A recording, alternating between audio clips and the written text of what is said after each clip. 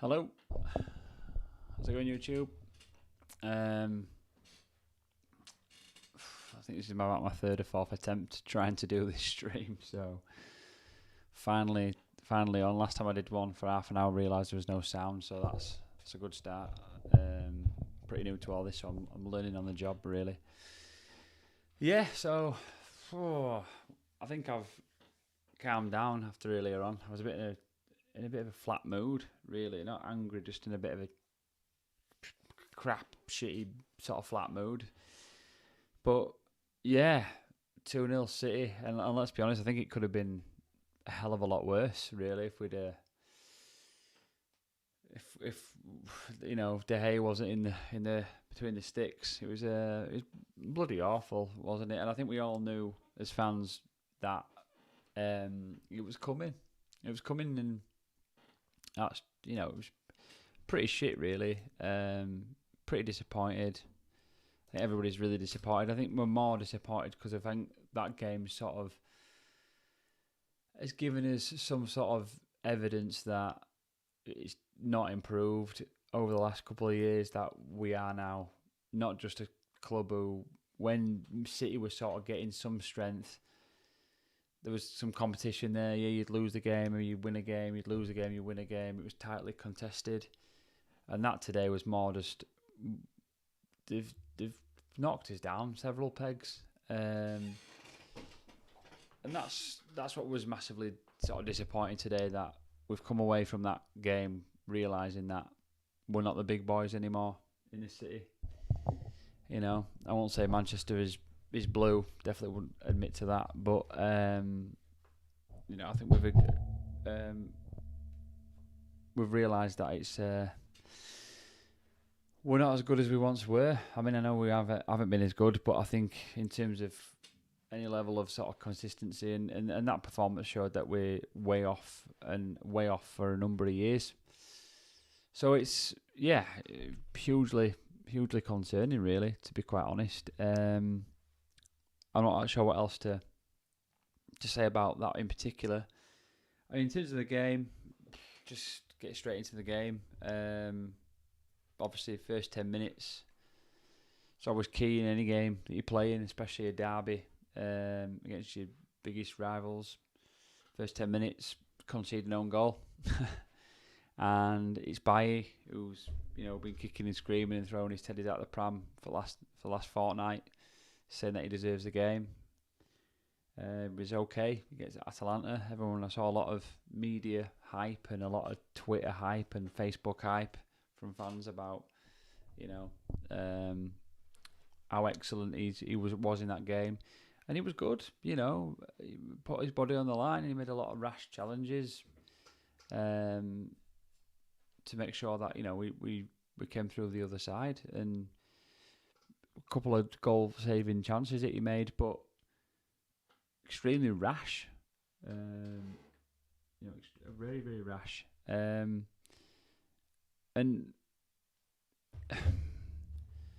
it, you know, and he showed today, you know, against a quality outfit. It wasn't Atalanta, it was Man City, one of the best teams in the world, and it's poor defending. So we go goal down. There's obviously a couple of occasions where we could have gone down again. Another own goal potentially from Lindelof. Obviously another good bit of reactionary sort of moments again from De Gea. Yeah, so first 10, go down a goal.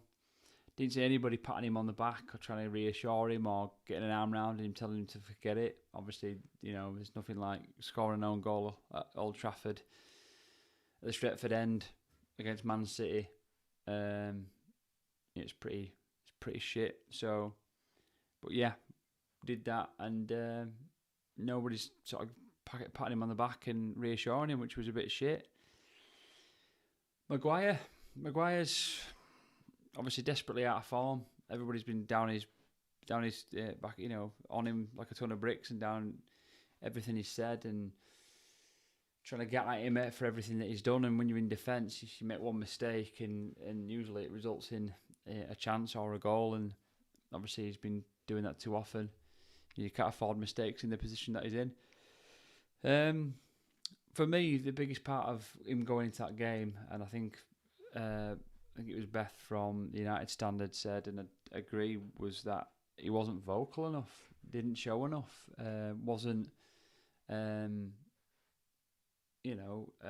inspiring enough, wasn't shouting at his teammates, and that's because he's in his own shell, he's in his own head in terms of his confidence, and until he gets out of that little blip that he's in, how can he captain the team? He can't give any instructions to anybody else, or when he's not setting that example. And so for him, he needs to be, having a look at it and taking a step back potentially. Or Ollie does. I think Ollie's got to make some big decisions coming into these next few games. What's he got to lose now? He's already lost, 75% of the fans, maybe 80% of the fans off the back of that game. Now, another 20% of fans that were behind him are now on his back. I don't think I'm particularly 100% one of them. I don't think I want to see him go in the way that some fans want him to go. I want him to see. I want it to be a mutual thing. I think where he accepts that it's time to move on. I think the trouble that we've got with him and with him and what we could have afterwards is just the potential managers out there. The market is terrible, and in a certain sort of way, I'm just hoping that the quality of the squad will shine through in terms of all his weaknesses. But I think we've all been hopeful of that over the last 2 or 3 years, and it just hasn't. It's clearly obvious that players need a top class coach and top class coaching, not backroom staff as well. So yeah, it's got to that stage now. I mean, the next few games, as daft as it sounds, with Ollie, I think looking at the games, he's got Watford next. He's got Villarreal after that, which I think is the biggest game. I think it's a Champions League game. It's a Champions League knockout game, really. If he loses that game, we're out. We're away from home against Villarreal, who are arguably the toughest test in the group. We lose that game, we're out of the Champions League. Ollie loses his job for me. Off the back of that game, he's then got Chelsea, who obviously are, flying high at the minute. If he wins convincingly at Watford, which isn't a guarantee with the way that we've been playing, especially against weaker teams, just don't seem to be able to, dominate possession and crack a code. But he beats Watford, goes into Villarreal, wins at Villarreal away from home, and then somehow wins at Chelsea. The man's turned it around, and then he's going into Arsenal off the back of 3 wins, looking to, get a 4th. Suddenly he turns his season around, but that's what he's got. I think that's what he's got to do. He's got to win those next 4 games to keep his job. I think he loses one of those 4, he loses it. I mean, Watford, you'd argue that he needs to win that game. Villarreal has got to win that game or he's out of the Champions League, and I don't think Man United can suffer being out of the Champions League for a second consecutive straight group stage knockout. And Chelsea, as much as it's they've strengthened last season, I think we were pretty much on a level par with Chelsea really in terms of growth and where we were at with the team, and they've marched on from where they were, and we've just seemed to have stayed where we were, if not gone backwards. So we've got to come into that game with them having a few main players missing and try and win the game. And that's a tall ask off the back of what we've seen at Liverpool and what we've seen at City, but we've got to. I think Ollie's got to if he wants to keep his job. So he's got to win it. Watford, Villarreal, Chelsea, and then obviously move on to Arsenal. And I think in terms of where Arsenal are at and where we're at, you could argue at the minute, they're on an upward spiral, and we're slightly on a downward one, and we're meeting somewhere in the middle on that spiral. So we've got to beat them and all. I know as a Man United fan, we want to go in and win every game, but I think realistically, if Ollie wants to keep his job, I just don't see how out of one of those 4 games he can afford to to lose. I mean, if he gets a draw at Chelsea, people might argue that it's a slight improvement. Or it's not dire. But I think the other three, I think Watford definitely it's got to be a convincing performance. Villarreal, I think well, as I said, it's knockout really. And then Arsenal after the Chelsea game, he's got to be. We've got to be dominating that. We've got to be winning that game. Especially when I believe we're at home again. So, yeah, back to the game today. I mean, there's nothing much to say. I think that's pissed a lot of pundits and fans off, especially on social media. The fans that have a voice, so to speak, is that he's played a formation in a team today and a setup which was go out at Old Trafford not to lose. I mean, I think he was fearful that he didn't want an embarrassment of 4-5-0. But unfortunately, the system just played well into Man City's hands. They were always going to get most of the ball. So we had to accept that. But what the system didn't offer, if Shaw and Wan-Bissaka didn't work forward, which they were never going to do, they were getting doubled up. Wan-Bissaka were getting doubled up against Cancelo and Foden, and Shaw was getting doubled up against Walker and whoever tucked in on that right hand side, whether it be Bernardo Silva or sometimes De Bruyne. So it wasn't working, and the scary thing is about Man City, Sterling didn't feature, Grealish didn't feature. Did Mahrez come on? I don't think I even saw Mahrez. Scary, really. Scary where three of those players last season were, and even parts of this season have been unbelievable. So just frightening how poor and how off it we are. I do think there is it is a system change. I mean, you look at the team. When we did get the ball in certain patches, it wasn't bad, but it just wasn't enough. And I don't know if it's working hard enough or it's or what it is. I mean, for me, the two midfielders, I know we've been screaming about it as fans, about the midfield and how poor and how weak it is. We've been screaming about it for 10 years, never mind 2 or 3. It's not been good enough for a long, long time. We've patched it with players like Schneiderlin. We've tried to patch it with people like Schweinsteiger, who's passed it.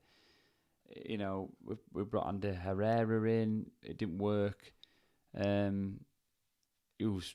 walks into a PSG team, so I don't know. I mean, for me, Scott McTominay, I've been a massive fan of his. Still am a big fan of his. But today, in the last few games, he's been poor, and today again, non-existent. At some points, I didn't realise he was on the pitch. It was ridiculous.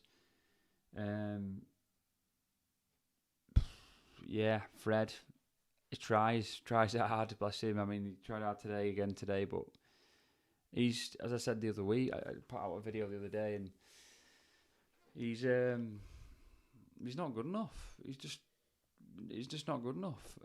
And he comes against any of the teams but above the top 10.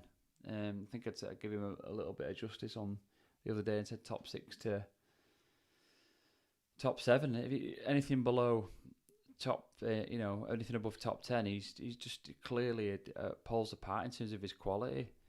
And I don't know. We've got no width. We've got no width in that team. That's what Man United have always prided themselves on, width. We've turned into an aged AC Milan from about 2014 or something.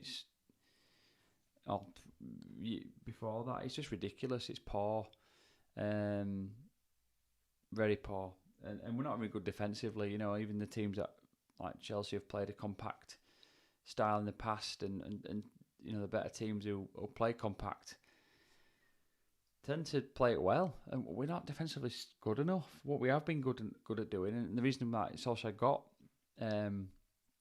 joy out of City in his record against Pep was that, yeah, we soaked a bit of pressure up and then we moved on the counter. We were quick on the counter.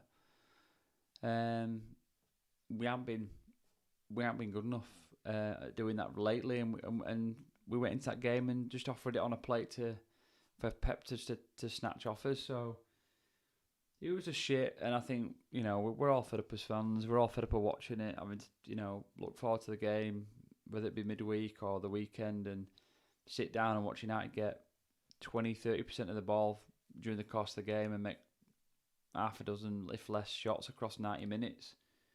And that some of them are going wide or just rolling into the keeper's arms. I mean, Ronaldo out of nothing again. Bless him, he's unreal, isn't he? Half volley out of nowhere, absolutely out of nowhere, no backlift, bang. I thought, here we go. And then obviously an unbelievable save. Greenwood misses it by a fraction, and it's the only sniff we got all game, and it showed vulnerability. It showed that City had a vulnerability when we went forward and we pushed forward, but so fearful to do it because we know as soon as we do, we're attacking with defence in mind. And when you do that, you don't attack with full force. You're constantly tentative and nervous about moving forward because you're thinking, if I lose this ball, I'm having to run back 60 yards to go get it again. So just poor.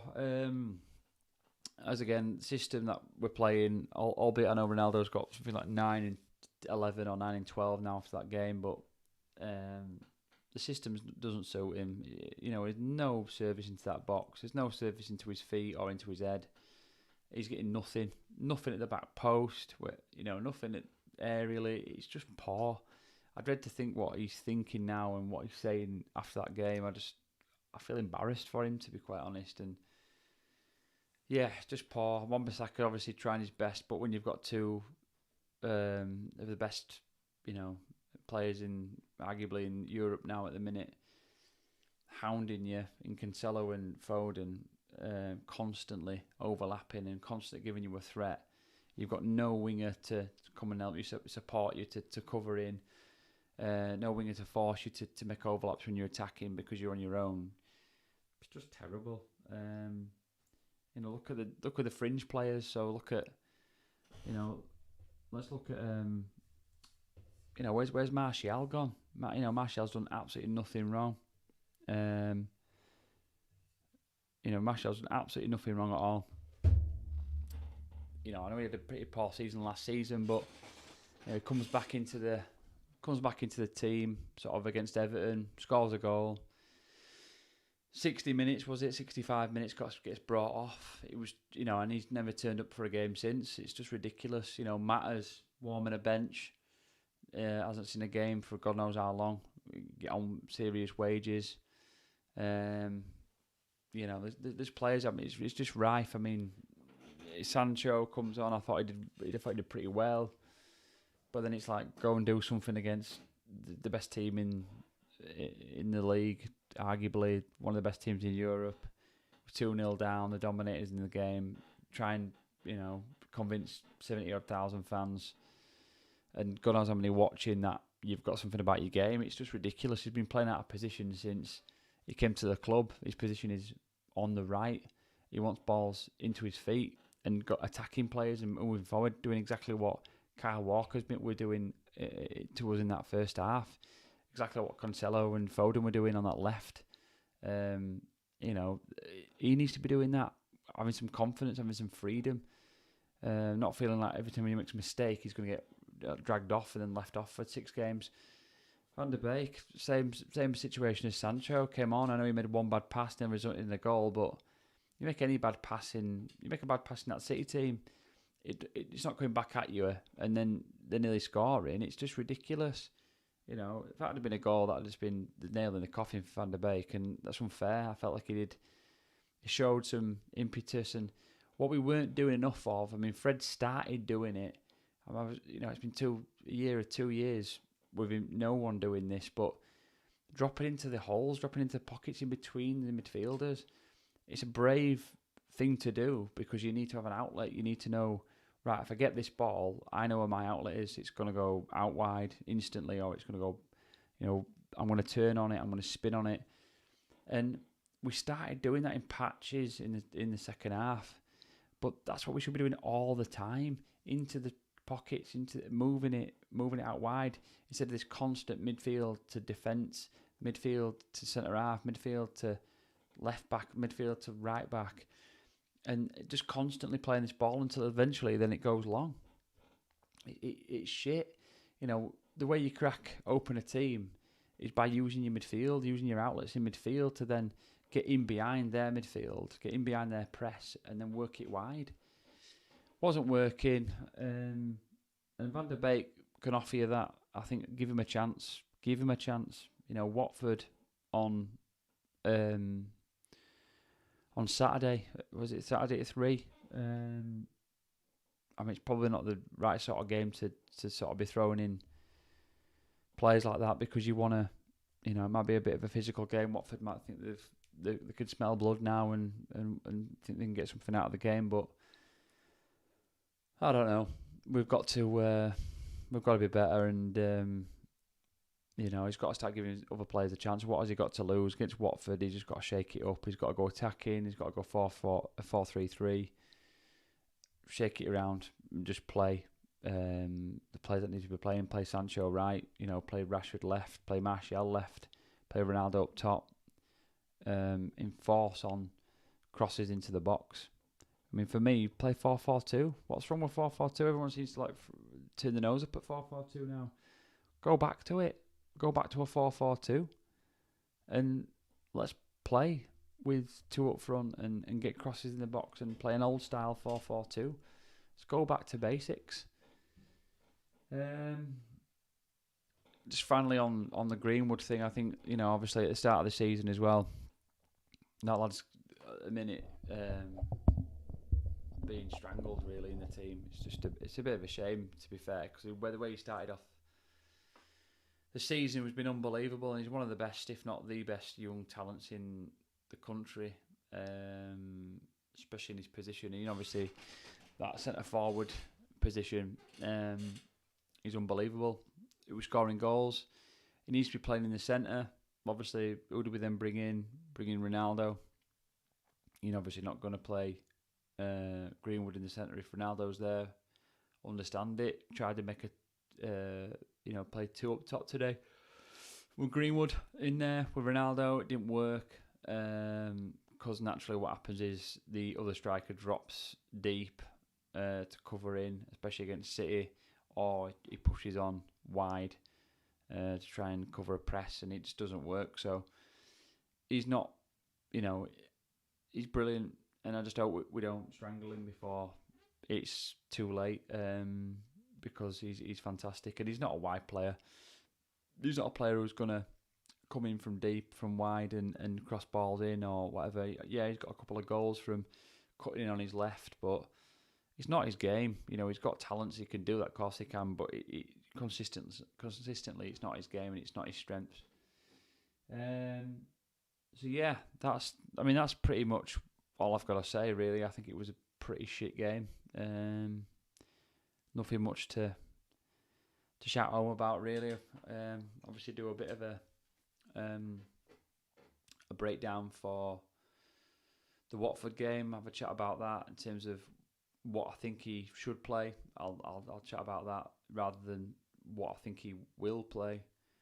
I'll chat about what he should, and then might do a watch along on Saturday for the game. I haven't checked if it's on the relevant channels, but I'll check that, and then we'll see how we get on. Obviously, it's just demoralising again. Obviously, I think everybody knew off the Spurs game it was it's never really going to happen going into the City game, but I think that, like I said, the first 10 minutes killed it for us, really. I think we don't concede that first goal in the first 10 minutes. Then potentially we kick on from there and potentially maybe get a few chances, but it killed it for us in the first 10. I think edge dropped, and we didn't really sort of pick ourselves up from it, but is what it is. Move on. Hopefully, like I say, Ollie changes it around, swaps it around, and starts playing a little bit more expansive and a bit more attacking, and just goes for it. for me, he's got every game now is a crunch game for Ollie. I think he's got a big game for Watford now. He's got to show a confidence in performance. I think we come off the back of that, say even if we win it 1-0 and it's been scrappy and awful. He's going to be up for the chop again. He's going to have people on his back and down his throat straight away. So, yeah. So it's just a final one. I've got a link in the description regarding Movember. If you'd like to donate to that, I'm going to try and shave all my beard off and do something silly with my tash. So, obviously, it's for a good cause. It's not sponsored or anything. It's just something I'd sign up to do, and I thought I'd put it in the description and give everybody an opportunity to donate if they wanted to do that. Other than that, thanks if you have watched. I'll be doing one pre-match for the Watford game, or midweek for the Watford game, and then I'll probably do a watch along. So yeah, catch you in that. Cheers. See you later.